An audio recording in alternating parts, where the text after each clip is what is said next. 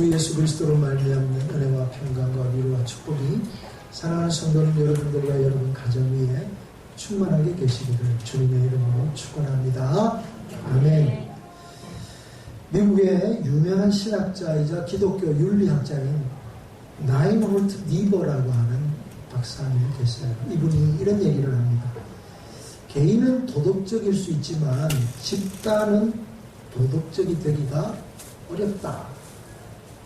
개인은 개인에 따라서 도덕적이고 윤리적인 삶을 살기가 쉽지만 집단 전체가 도덕적일 수가 어렵다라는 것입니다. 한마디로 말하면 개인은 이기적인 것들을 좀 개인의 상황이나 형편이나 노력이나 개인의 헌신도에 따라서 좀 극복할 수가 있는데 집단 이기주의는 극복하기가 굉장히 어렵다는 거예요. 그래서 한 시대의 개혁은 우리가 집단 이기주의를 어떻게 극복하느냐에 달려있다라고 생각할 수 있습니다. 여러분, 오늘 우리가 살고 있는 이 세상은 점점 더 이기주의화 되어져 가고 있음을 잘 보여주고 있죠. 오늘 성경은 단 지파 이야기, 19장에 가면 베냐민 지파 이야기를 들려주고 있습니다. 이 이야기들을 통해서 그 당시 시대상과 오늘 우리의 시대상을 비교하면서 오늘 이 시대를 분별하는 시각을 여는 시간들이 되면 참 좋겠다 이런 생각을 가집니다. 먼저 오늘 말씀을 18장 1절에서 6절인데요. 1절 말씀 한번 보세요. 1절 말씀 보시면 그때 이스라엘에 왕이 없었고 단 지파는 그때 거주할 기업의 땅을 구하는 중이었으니 이는 그들이 이스라엘 지파 중에서 그때까지 기업을 받지 못하였음이라 이렇게 말씀하고 있습니다. 땅을 받지 못했대요. 땅이 없다고 말하고 있습니다. 그래서 5명을 정탐하러 보냅니다. 미가의 집에 올라갔어요. 미가가 이러이러하니 나를 대접하고 나를 고용하여 나를 자기의 제사장으로 삼아라. 그래서 그 사람에게 이 미가에게 이렇게 얘기합니다. 우리가 가는 길이 형통할는지 알게 해라. 그러니까 이 미가라고 하는 이 제사장이 평안히 가라. 너희가 가는 길은 여호와 앞에 있느니라. 이렇게 굉장히 은혜로운 이야기처럼 보이지만 그게 아니에요. 이 제사장이 타락한 제사장이에요. 뭐 아무것도 없이 무조건 평안히 가라. 하나님께서 너와 함께 하실 것이다. 이런 의미는 정말 잘못되어 있는 것입니다. 그러면 무엇이 잘못되었는지 오늘 이 시간 하나하나 좀 살펴보려고 합니다. 첫 번째는요. 땅이 없다고 말해요. 여러분 오늘 제가 여러분 주보 맨 앞면 표지에 보면 지도를 하나 이렇게 넣어드렸어요. 그 지도를 보면 12지파가 가나안에 들어와가지고 하나님으로부터 땅을 분배받는 지도예요. 그래서 제비를 뽑아서 그 지파들이 다 땅을 받아요. 오늘 이 주인공인 단 지파가 땅을 분배받죠. 어디에 있습니까? 오늘 옆에 보시면 제가 네모로 이렇게 해놨죠. 여기 보면 에브라임 지파와 베냐민 지파 사이에 있습니다. 또 이쪽 지중해를 끼고 있죠. 여기가 단 지파 사람들이 분배받은 땅이에요. 이게 여호수아 13장에서 19장에 나와 있는 내용입니다. 자, 이제 시간이 흘렀어요. 사사기 18장이니까 여호수아가 죽고 나서 많은 사사들이 있었어요. 이제 18장은 사사기의 거의 맨 마지막을 달려가고 있는 거죠. 그냥 말 혼란의 시대를 지나면서 단 지파가 자기가 있어야 할 땅을 떠나고 자기네 땅이 없어가지고 어디에 거하면 좋을까 땅을 구하러 다니는 지금 상황이 되었다라고 얘기하고 있는 것입니다. 자, 이게 뭐가 문제냐 하면 단 지파가 분배받은 땅, 이 땅은 블레셋과 접경 지역을 나누고 있습니다. 블레셋은 가나안 7 족속들 가운데서도 가장 강성한 구역이에요. 부족들이죠. 그래서 하나님께서 모세를 이스라엘 백성들을 출애굽했습니다. 그래서 바로 가나안 땅에 들어갈 수 있는 가장 빠른 길이 이 블레셋 사람들의 땅을 거쳐가는 해변길이라고 제가 말씀을 드렸어요. 근데 그 길로 인도하지 아니하시고 광야길로 돌아서 가데스 바네아를 통해서 요단 동편에서 요단강을 건너서 여리고로 들어가요. 요단강 여러분 보세요. 지금 요단강이 어디냐면 그 염해라고 돼 있죠. 그 염해로 들어오는 그 강이 요단강이에요. 그러니까 요단 동편 이러면 지금 갓 지파가 있는 이쪽에서 넘어오는 거죠. 그야말로 이 애굽을 떠난 이스라엘 백성들이 시나이 반도를 지나서 저 아라비아 즉 요단 동편에 이르기까지 그 광야로 해서 뺑 돌아서 40년 만에 드디어 요단강을 건너서 넘어오는 거예요. 그만큼 이 블레셋은 강성한 국가의 부족이었습니다. 그렇지만 하나님께서 이스라엘 백성들을 40년 동안 훈련시키고 이제 여리고를 돌파하고 요단강을 건너고 여리고를 돌파하고 이제 가나안을 정복하도록 하나님께서 함께 하셨어요. 그래서 이스라엘 군대가 가는 곳마다 승리합니다. 아이성에서의 실패를 제외하고는. 그리고는 어떻게 됩니까? 12지파들에게 다 나누어 줬어요.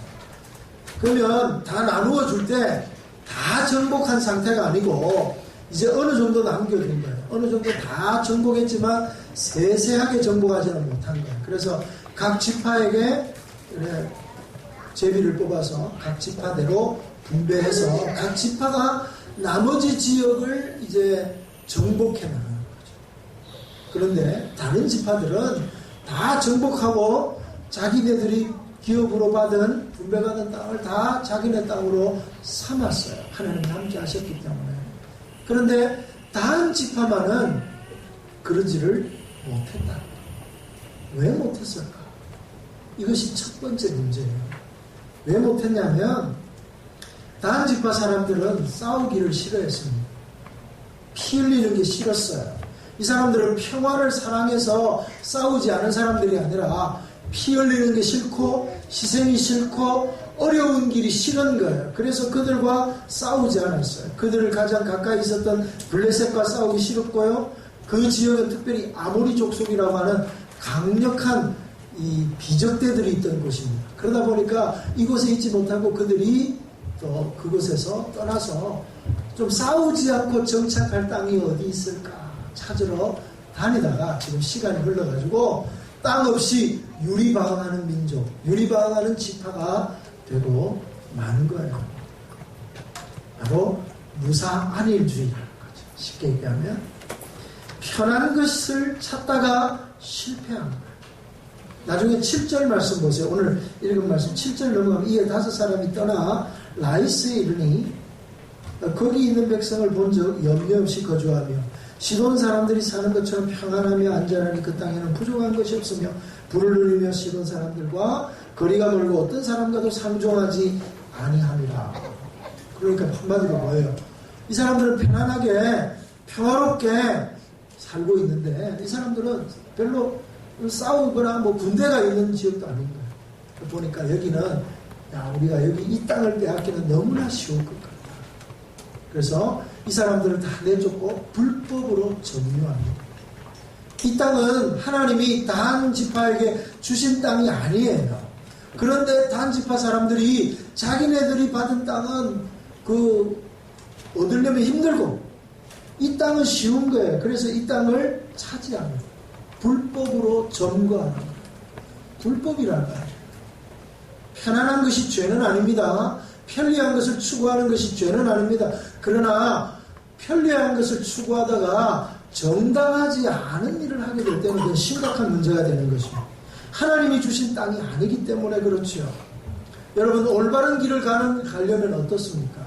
올바른 길을 가려면 좋고 편안하기만 합니까? 그렇지 않거든요. 올바른 길을 가려고 하면 어려워요. 힘들어요. 고난 없이 갈 수 없는 길이 어떻게 보면 올바른 길이에요. 올바른 길을 가려고 하면 어렵고 힘든 길일 수밖에 없어요. 힘든 것이 싫어서 쉽고 편안한 것을 찾는 것. 이것이 오늘 이 시대의 사람들의 생각입니다.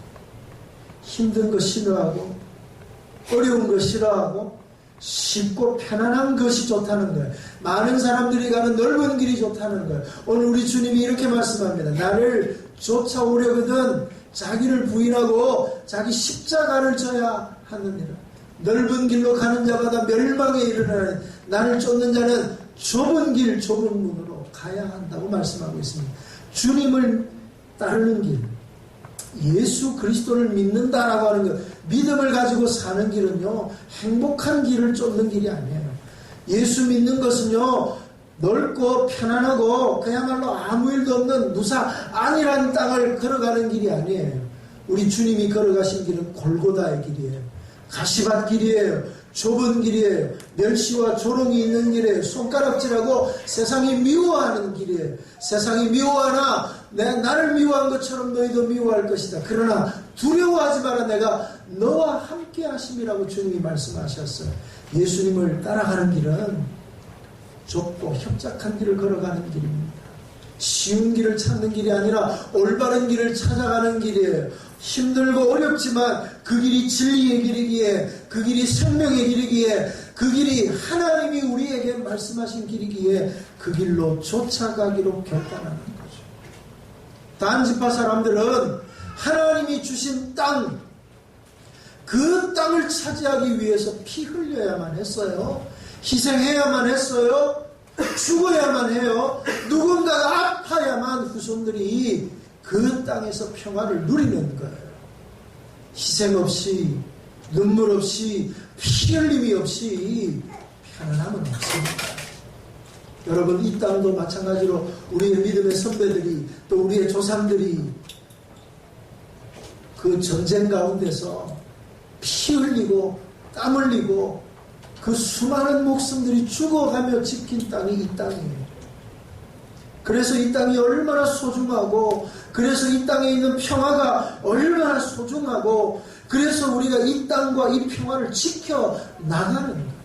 그런 것들이 없고 다 도망가고 다 뭐 전쟁이 일어나면 이러면 안 되죠. 옛날에 6.1 전쟁이 있을 때 미국에 유학가 있던 아랍 사람들은 전쟁이 일어났다 그러니까 다 숨어버렸어요. 그리고 이스라엘 사람들은 전쟁이 일어났다 그러니까 다 귀국합니다. 우리가 어떻게 나만 여기에서 좋은 일을 할 수 있는가? 가서 전쟁하는 거예요. 그러니 그 나라가 이길 수밖에 없는 거잖아요. 다음도 단지파도 마찬가지. 하나님이 주신 땅이에요. 나머지 11지파는 다 싸우고 피 흘려서 그 땅을 쟁취하고 정복했는데 단지파만큼은 편한 길, 쉬운 길로만 가다가 그 땅을 얻지를 못합니다. 여러분, 문제는요, 이 세상 사람들은 문제가 아니에요. 사사기의 말씀을 누가 들었어요? 이스라엘 백성들이 들었습니다. 오늘 이 말씀은 믿는 우리에게 주시는 말씀이에요. 바꿔 말하면 믿는 우리가 하나님의 말씀에 불순종하면서까지도 쉬운 길, 편한 길, 안이한 길을 쫓아가려고 하는 현대판 단지파와 같은 사람들이 많다는 거예요. 여러분, 예배하는 게 쉽습니까? 집에서 노는 게 쉽습니까? 집에서 노는 게 쉽습니다. 비 오는 날 교회 가려면 얼마나 힘든지 몰라요. 오늘 비 오는데 쉴까? 아니잖아요. 하나님 앞에 예배를 드려야 되고 하나님 앞에 영광스럽게 예배함으로 하나님이 주시는 은혜를 힘입어야 되기 때문에 우리가 쉬고 싶은 마음을 다 내려놓고 하나님 앞에 예배하는 게 우선이니까 하나님 앞에 예배하는 거잖아요. 교회에 와가지고 봉사하는 게 쉽습니까? 아무것도 안 하는 게 쉽습니까? 아무것도 안 하는 게 훨씬 쉬워요. 그러나 봉사를 통해서 우리 주님이 섬긴 것처럼 인자가 온 것은 섬김을 받으려 함이 아니요 도리어 섬기려 하고 많은 사람들의 대속물로 주려 함이라. 우리 주님이 섬기셨어요.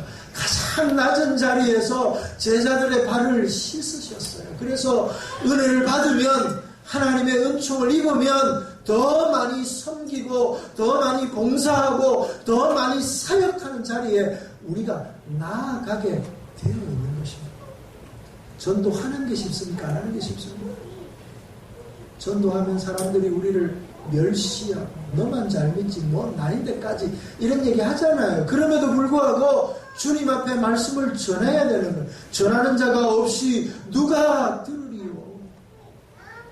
그런데 하나님은 뭐라고 말씀하십니까? 오늘 우리는 내가 편하고 내가 쉬운 길을 찾는 게 아니라 하나님이 원하시는 삶. 하나님이 나에게 말씀하시면 너 어떻게 살래? 그야말로 편안하고 쉬운 길, 넓은 길로 가다가는 멸망의 길로 갈 수가 있어요. 그러나 좁은 길, 주님의 길, 생명의 길을 쫓아가려면 결단해야 돼요. 편안한 길이 아니라 내가 예배하고 봉사하고 더 적극적으로 하나님의 사역을 감당하고 하나님의 기쁨이 되는 삶을 살기로 결단해요. 시대를 분별해요. 이 시대는 편안한 것을 추구하는 시대예요. 그것이 잘못됐다는 건 아니에요. 그러나 그 편안한 것을 추구하다가 보면 옳고 그르고 진리와 비진리가 중요하지 않고 오직 이것이 편안하냐 쉬우냐 이것이 내게 유리하냐 불리하냐만 따지게 되면 실용주의적인 상황에 이르는다는 거예요. 더 큰 거는 뭐냐면 집단적으로 모든 사람들이 가는 길, 모든 사람들이 노라 그러는데 혼자 예스, 모든 사람들이 다 예라 그러는데 혼자 노하기가 얼마나 힘들어요. 근데 모든 사람들이 가는 그 길을 거부해야 됩니다. 로마서 12장에서 이렇게 말합니다. 너희는 시대를 본받지 마라. 이 세상을 본받지 말고 하나님 앞에 거룩한 산 제사를 드려라. 너희 몸을. 그것이 너희가 드릴 영적 예배니라. 이렇게 말씀하시고 한마디로 말하면 뭐예요? 세상과 다르게 살아나는 거예요. 세상과 구별되게 살아나는 거예요. 여러분 우리 그리스도인들을 성도라고 얘기합니다. 성도가 뭐냐면 거룩한 무리라는 뜻이에요. 이 거룩하다는 말은 어떤 의미냐면 구별되다라는 뜻이에요. 세상으로부터 부르심을 입은 에클레시아, 이걸 교회라고 그러거든요. 세상으로부터 부르심을 입은 자들, 세상으로부터 구별된 사람들, 세상 사람들과 다르게 살기로 결단한 사람들이 바로 그리스도인입니다. 그런데 입으로는 예수를 이야기하고 입으로는 하나님을 이야기하면서 우리의 삶은 세상 사람과 똑같이 살아간다면 우리 주님이 슬퍼하시는 날이 됩니다. 시대를 보세요. 이 시대는 너무나 무사한 일주의로 흐르고 있다는 사실. 두 번째는요, 이 시대는 부도덕한 시대라는 것. 19장 말씀을 보시면 19장에 한 레위 사람과 첩에 관한 이야기가 나옵니다. 하루는 이 사람이 하루에 여행하다가 한 집에 유숙하게 되는데 마침 그 지역에 있던 베냐민 지파 비류들, 우리말로 쉽게 얘기하면 깡패들, 조직폭력배 뭐 이런 사람들이에요. 뭐 별로 이 질이 안 좋은 사람들이 와가지고 우리랑 놀자 이렇게 얘기합니다. 우리랑 놀자라는 말이 어떤 의미냐면 우리말에는 굉장히 완곡하게 번역하고 있는 거예요. 놀자라는 말은 이게 성적으로 놀자는 말이에요. 성적으로 깡패들이 이 레위 사람들에게 놀자 이 말은 오늘말로 쉽게 얘기하면 우리가 동성애를 하자 이런. 그러자 그 주인이 이 사람은 그런 사람이 아니니까 좀 봐줘라. 대신에 우리 집에 있는 하인 여종을 내줄게. 그리고 레위인 이 첩을 내줍니다. 그런데 이 밤새도록 이 사람들이 이 두 여인을 윤관하다가 이 레위인 첩을 죽여요. 그러자 그 죽임을 당한 이 레위인이 아침에 일어나 보니까 자기 첩이 죽어 있는 거예요. 여기서 이야기가 끝나는 게 아니에요. 이야기가 얼마나 더 황당하게 진행이 되냐면 오늘 아침 드라마보다 더 막장이 여기 있습니다. 내가 보니까 막장 드라마의 원조는 성경인 것 같아요. 오늘 내가 이 얘기를 어떻게 해야 되나 읽으면 읽을수록 이야기를 될 수 있으면 완곡하게 표현하려고 하는 거예요. 여러분 잘 알아들으시기 바랍니다. 이게 이 사람이 이 자기 부인의 이 첩의 이 시체를 12토막 냅니다. 토막을 내가지고 그 토막에다가 편지를 하나 써서 각 지파에게 보내는 거예요. 이 베냐민 지파 사람들이 자기 처백에 어떤 일을 행했고 어떻게 죽였는지에 대해서 이야기하기 위해서 시신을 훼손하고 12조각을 내서 이것도 정말 말이 안 되는 얘기입니다. 그러자 온 이스라엘 백성들이 다 들고 일어나서 그 베냐민 지파에 있는 그 깡패들, 그 비류들을 비난하고 그 사람들을 내어달라고 얘기합니다. 근데 여기서부터 더 큰 문제가 생기는 게 베냐민 지파 사람들이 어떻게 하냐면 그 깡패들을 야 이런 사람들은 우리가 앞장서서 벌을 주마 이러면 일이 거기서 끝나요. 근데 이 사람들이 어떻게 하냐면 이게 유명한 그 말이에요. 우리가 남이가 베냐민 지파니까 한마디로 말하면 혈연 공동체예요. 다 집안의 사돈의 팔촌이라고 해요. 쉽게 말하면 베냐민 지파는 베냐민이라고 하는 할아버지 밑에 나온 모든 집안이에요. 우리말로 말하면 이제 김씨 집안인 거죠. 그러니까 김씨 집안에 한 몇 사람이 잘못했는데 이 잘못된 사람을 내놔라 이러니까 무슨 소리야 우리 집안 사람으로 이 사람들 어떻게 내줘. 차라리 우리가 너희들과 전쟁하겠다 이렇게 얘기해요. 12지파와 전쟁을 벌이고 이러면서 레위 지파가 그야말로 멸절되는 상태까지 이릅니다. 근데 중요한 건 뭐냐 오늘 제가 말씀을 드리려고 하는데 이런 막장 드라마 정말 뭐 있을 수도 없는 이야기들이 언제 있었다고요? 사사시대에 있었어요. 근데 이 사사시대에 있으면서 모든 상황이 옳고 그름이라고 하는 절대적인 기준을 가지고 사람들이 판단하는 것이 아니라 내 편이냐 네 편이냐 나한테 유리하냐 불리하냐 이게 중요한 거예요. 여러분 이게 사사시대만 그런가요? 오늘 이 시대를 한번 보세요. 사회면을 보시면 얼마나 막장스러운 이야기들이 아니 드라마보다 드라마 같은 이야기들이 사회면을 장식하고 있는지 보세요. 아버지가 아들을 죽이고 아들이 아버지를 때려 죽이는 그야말로 천인공노할 폐륜과 같은 이야기들이 오늘 하루가 멀다 하고 일어나고 있습니다. 택시기사가 갑자기 심정지가 와서 죽었는데 자기가 바쁘다고 죽음을 당하는 그야말로 심장마비가 와가지고 1분 1초를 다루고 있는 그 상황에서 119도 안 부르고 자기 구호 조치도 안 하고 자기 바쁘다고 떠나는 사람. 그 시대가 오늘 우리 같은 이 시대는 무정한 시대가 되었어요. 이게 우리나라만의 문제가 아니에요. 옆에 나라도 마찬가지고 중국에 사람이 쓰러져 죽어 있는데 14명이 지나가요. CCTV를 보니까 아무도 그 사람에게 구호를 조치를 안 해요. 결국에 그 사람이 거기서 있다가 죽어요. 그런 일들이 계속해서 일어나요. 지구촌 곳곳에서 이 나라뿐만 아니라 저 나라 어느 나라든 요즘 필리핀은 보니까 뭐 마약만 가지면 다 쏘아 죽이고 또 뭐 서로 총싸고 무법천지가 따로 없어요. 그런다고 해가지고 대통령이 왔다고 해서 거기다 폭탄을 설치해서 폭탄 터뜨리고 이 이슬람이라고 하는 또 종교는 뭐 어떤 종교인지 정확하게 잘 모르겠습니다만 이 사람들은 자기네들의 뭐 성전을 한다고 해요. 아무 죄 없는 사람들 모여있는 사람들이 많이 모여있는 백화점 경기장 이런 데다가 자살 그것도 자살 폭탄 테러해가지고 수많은 사람들이 죽이고도 죄책감이라고는 요만큼도 없는 이 시대.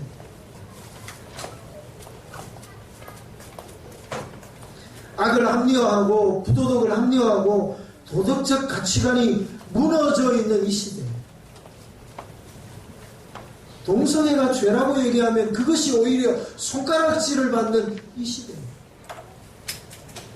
선진국이라고 얘기하는 뭐 영국이나 뭐 유럽에 가면 동성애는 죄입니다 이러면 벌금 몇백만 원 받아요. 이제 그런 차별금지법을 우리나라에도 계속해서 만들어 보자고. 그 사람의 인권 중요한지는 모르겠습니다만 그 인권을 위해서 죄를 죄라고 얘기할 수 없는 시대가 된다면 옳고 그름의 기준이 모호해지는 시대가 된다면 그야말로 도덕이 무너지고 윤리가 무너지는 시대가 안 되겠어요. 오늘 우리가 훨씬 더 좋은 세상에 삽니다. 계속 더 좋은 세상이 되어져 가고 있는데 문제는요, 도덕적이고 윤리적인 개념들은 옛날보다 훨씬 더 많이 무너져 내리고 있다는 거죠. 지켜야 할 가치, 가정을 지키고 교회를 지키고 학교를 지키고 도덕을 지키고 윤리를 지켜야 할 이 땅이, 여러분 이 나라도요 언젠가부터 이혼율이 높아져, 가정이 무너져. 또한 여러 가지 사회에 만연된 죄악들을 보세요.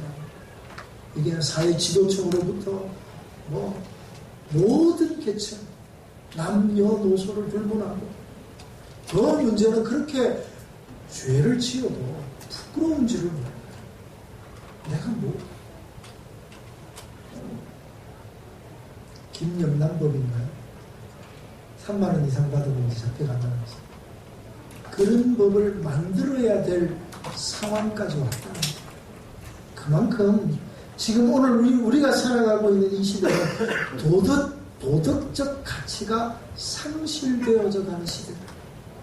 그런 시대에 절대적인 가치가 상실되는 시대에 오늘 우리는 어떻게 해야 될까? 세 번째로는 이 시대는 불신앙의 시대다. 자, 오늘 18장 1절이죠. 그때에 이스라엘 왕이 없었고. 여러분 이 말을 왜 계속해서 하고 있을까요? 이스라엘에 왕이 없었고, 이스라엘 왕이 없으므로 자기의 소견에 옳은 대로 행하니라. 여러분 이 시대는 어때요? 왕이 있죠. 그래서 대통령도 있고요, 지도자는 있어요. 그러나 정말 이 시대는 선생이 없는 시대 아니에요?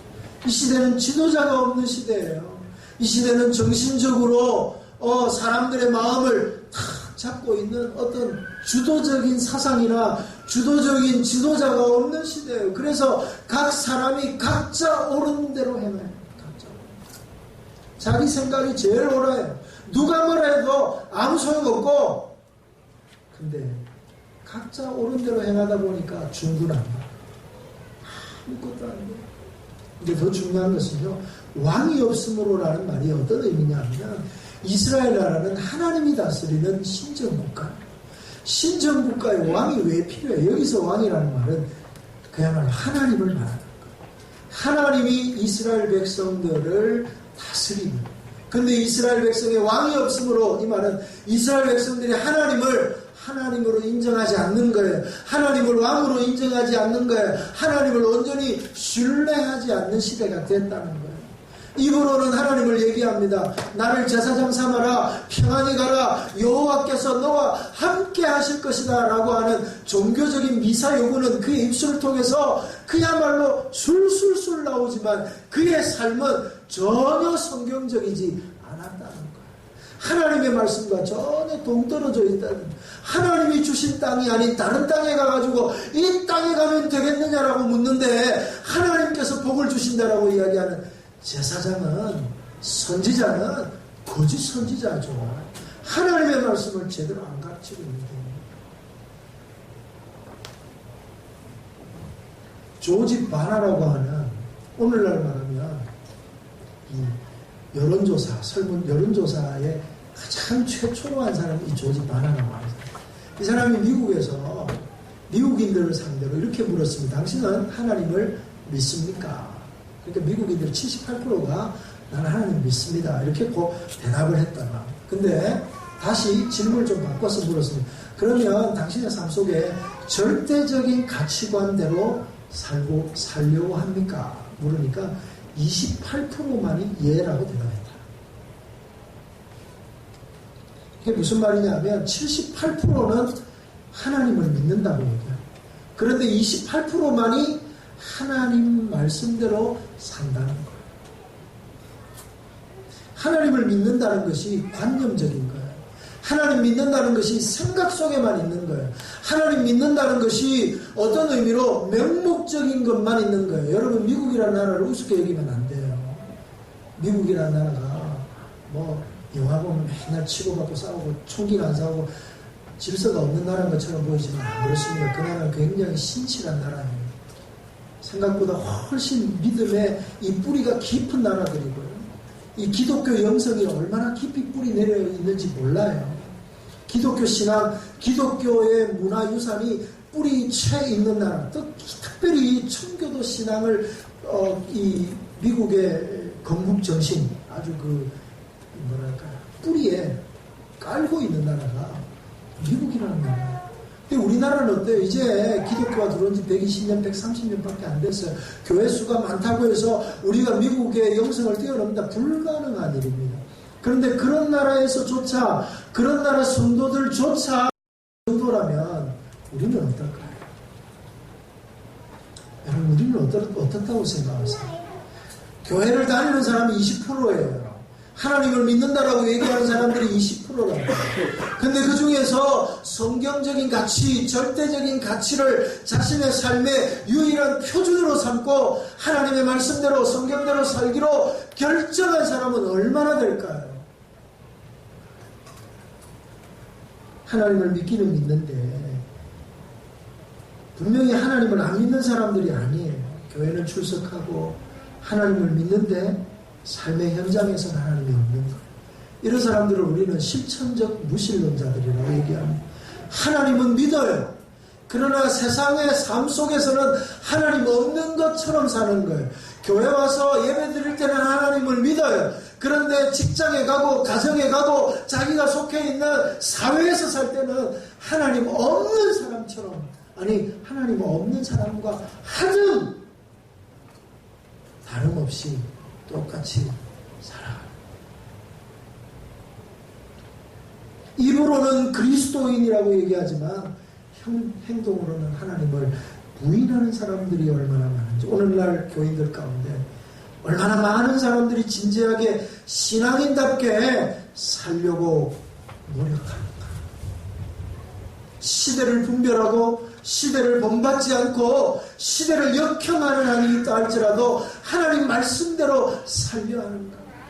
많은 사람들이 넓은 길, 넓은 문으로 들어갈 때 나는 좁은 문, 좁은 길로 가리라. 자기 십자가를 지고 자기를 부인하고 우리 주님이 걸어가셨던 그 길을 쫓아 십자가를 지며 자기를 부인하며 우리 주님이 걸어가셨던 그 길을 걸어가는, 우리가 주님을 사랑하지만 주님을 닮지는 않아요.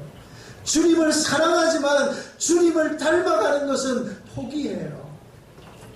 주님을 따르는 팬들은 많지만 주님과 더불어 함께하는 제자들은 오늘 이 시대에 얼마나 되는가. 그러나 가장 영적으로 어두웠던 시대가 아합 시대. 이스라엘 백성들 가운데 가장 영적으로 타락했던 시대가 아합과 이세벨이 지배하던 북이스라엘의 상황이었습니다. 그럼에도 불구하고 하나님은 바알과 아세라에게 무릎 꿇지 않은 7,000명을 준비해 놓으셨어요. 갈멜산 전산에서 엘리야가 영광스러운 승리를 얻고 나서 그가 가장 영적으로 충만할 때 이세벨이 죽이려고 합니다. 그것과 그건 통하는 거예요. 성령 충만했는데 이세벨이 죽인다 하니까 한순간에 도망가가지고 로뎀나무 아래서, 로뎀나무 아래서가 편안한 자리가 아니에요. 로뎀나무는 한마디로 말하면 슬픔과 고통의 시간이에요. 유모세 선교사가, 그분이 한의사거든요. 전에 한번 말씀을 드린 것 같은데 한국 교회를 로뎀나무로 오해한다는 거예요. 그래서 교회에 카페를 만들면 로뎀나무 아래 뭐 이런 카페 이름 막 짓는데 그거 왜 그러냐면 이게 회복이 되고 뭐 이러니까 그곳이 좋은 것인가 생각하지만 로뎀나무는 그냥 그야말로 광야에 그냥 한떨기 서 있는 넝쿨 같은 거예요. 넝쿨도 가시덩굴 있죠. 아주 그 앙상한 나무. 그런데 그 속에서 머리를 거기다가 놓고 살아보겠다고 하는 그야말로 고통의 나무가 로뎀나무예요. 그래서 이스라엘 사람들은 로뎀나무 이러면 아주 고통스러운 걸 생각하는데 우리는 로뎀나무 이러면 저 동남아의 야자수의 그 푸른 소라빛 바닷가에 휘말려 있는 그걸 생각합니다. 아니에요. 그 로뎀나무 안에서 자기가 하나님 앞에 이런 뭐랄까 보잘것없는 모습, 차라리 나는 나 죽여주십시오. 내가 주님 앞에 죽는 게 나는 싸움. 이렇게 고백할 때 그때 주님이 말씀하시죠. 너만 있는 줄 아니? 바알과 아세라에게 무릎 꿇지 않은 이스라엘의 신실한 사람 7,000명을 내가 남겨놓았다고 말씀합니다. 여러분, 비록 이 시대는 불신앙의 시대예요. 인자가 올 때의 믿음을 보겠느냐? 오늘 주님이 우리에게 너희에게 믿음이 있느냐라고 물으면 오늘 우리는 어떻게 대답할까? 어떻게 보면 불신앙의 시대요, 부도덕한 시대요, 아니란 것만 쉽고 편안한 것만 쫓는 이 시대에 정말 하나님이 원하시는 사람은 어떤 사람? 시대를 분별하고 시대를 본받지 아니하고 하나님의 말씀대로 살기로, 하나님을 믿으며 하나님을 신뢰하며 살기로 결단하는 사람. 여러분, 물은 위에서부터 아래로 흘러가요. 이게 시대적 대세예요. 물이 흘러가는데 등용문이라고 하는 중국에 가면 용문이 있어요. 이게 뭐냐 하면 잉어가 강을 거슬러 올라오다가 거슬러서 뛰어 올라서 올라가요. 그런데 이 뛰어 오르는 모습이 마치 용이 뛰어 오르는 것처럼. 그래서 그것을 등용이라고 얘기해요. 그래서 등용문이라고 얘기해요. 그야말로 그 거센 파도를 거치고 올라가서 그 마지막 관문, 그 용문이라고 하는 그것을 뚫고 올라가는 잉어만이 살아나요. 그 등용문. 그래서 아주 시험 쳐가지고 바늘기 같은 그런 통과하는 우리가 등용문에 들어섰다 이런 얘기를 하잖아요. 마찬가지로 그리스도인으로 살고 믿음으로 산다는 것은 물이 흘러가고 시대가 흘러가고 사람들이 가는 그 길을 쫓아 가는 게 아니라 어떻게 말하면 거슬러 올라가는 다이나믹하게 그 거센 물파도를, 거센 물결을 다 거스르고 올라가요. 어떻게 올라갈 수 있어요? 성령 하나님이 우리를 도와주시고 성령 하나님께서 나를 인도하시고 말씀과 성령의 힘으로 말미암아 우리가 거센 새 시대를 역행하고 시대의 물결 앞에 막아서서 내가 믿음으로 살리라 라고 선언하고 믿음으로 살기로 결단하고 믿음으로 살 수 있는 것 아니겠습니까? 오늘 믿음의 사람, 부르심을 입어 하나님의 백성된 사랑하는 성도들, 세상을 분별하고 시대를 분별하고 이 시대를 본받지 말고 주님 앞에 결단의 삶, 믿음의 삶, 주님 신뢰하는 삶을 살기로 결심하는 복된 성도들이 다 되시기를 주님의 이름으로 축원합니다. 아멘.